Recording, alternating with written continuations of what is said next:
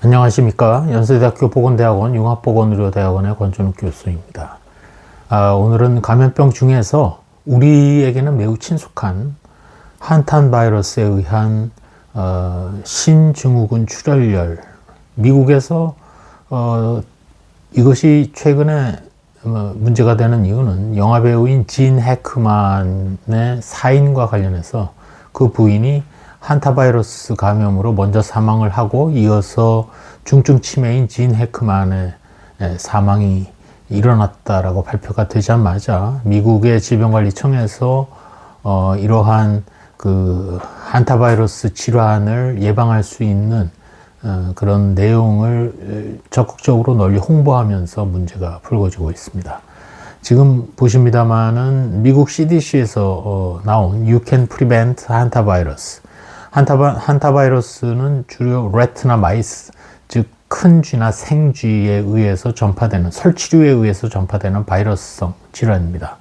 그래서 이러한 집안의 쥐의 침입을 막기 위해서 각종 음식물의 뚜껑을 완전히 잘 닫도록 실업하고 트랩업, 쥐덫 같은 것을 놓아서 침입을 못하게 하고 클린업, 각종 깨끗하게 해야 된다. 음식 부스러기 등이 이러한 설치류가 집안에 침입하도록 하는 것이기 때문입니다.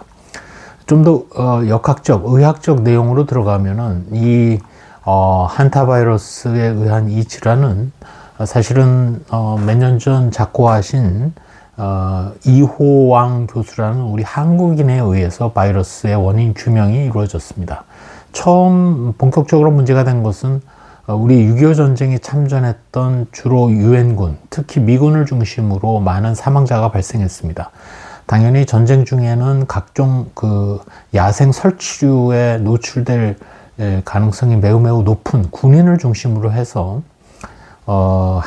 우리나라를 중심으로 해서는 한타바이러스에 의한 두 가지 질환 중에 특별히 더 중한 질환, 즉 정확하게는 HFRS, Hemorrhagic Fever with Renal Syndrome, 신증후군 출혈열이라고 합니다.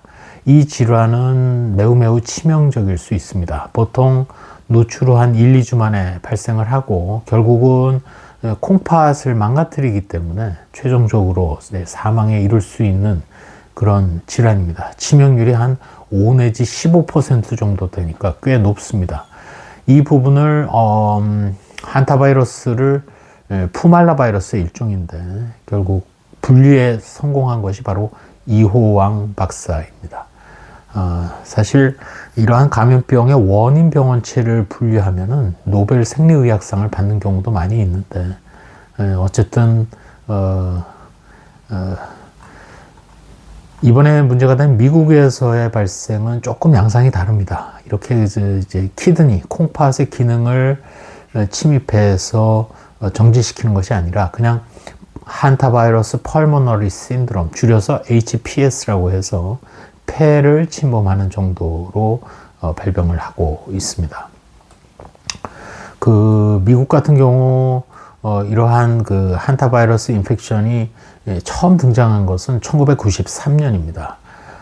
제가 미시간 보건대학원에 유학을 시작한 게 1994년인데 그 당시 그 박사과정 자격시험에 이 한타바이러스에 대해서 기술화를 할 정도로 미국에서는 매우 뜨거운 주제였었습니다. 왜냐하면 머나먼 동아시아, 특히 한반도를 중심으로 한타바이러스에 의한 질환을 생각을 했는데 이것이 어쩌다가 미국 대륙에 발생을 했느냐? 아마도 설치류의 이동이라고 생각을 하고 있습니다. 이러한 미국 내에서의 한타바이러스 펄모너리 신드롬은 1993년 이래 지난 2022년 말까지 총 한 864건이 발생한 것으로 그렇게 나와 있습니다. 아까 말씀드린 신증후군 출혈열과 달리 한타바이러스에 의한 한타바이러스 펄모너리 신드롬은 그거보다는 치명률이 높지는 않습니다. 지금 미국 CDC 사이트에 따로 치명률이 나와 있지는 않습니다만 어쨌든 별달리 치료 방법이 있지는 않고 대중요법으로 또 예방 백신이 개발되어 있지는 않다고 그렇게 돼 있고 비록 우리나라는 자체적으로 이호왕 박사 연구진이 개발한 신증후군 출혈과 관련해서 한타바이러스에 대한 백신을 개발하여 현재 고위험군을 대상으로 접종을 하고는 있습니다. 과거 일본 내원 바이러스 백신과 같은 기전으로 제조를 했었습니다.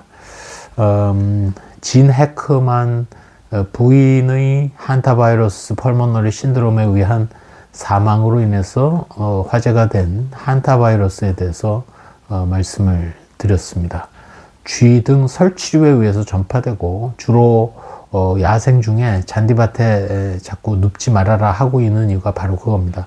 이 바이러스는 설치류, 주로 쥐의 소변 그리고 여러 가지 침, 분비물 등을 통해서 바이러스가 외부로 배출되고 그 배출된 바이러스를 사람이 야생에서 흡입하거나 하면서 바로 침입이 되어 발생할 수 있습니다.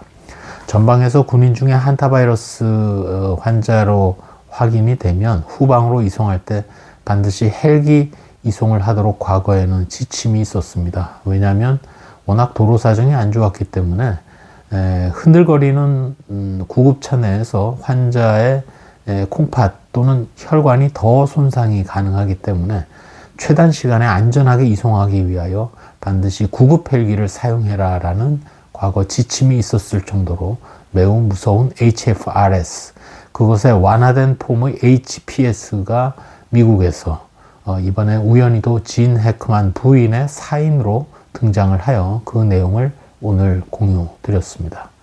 감사합니다.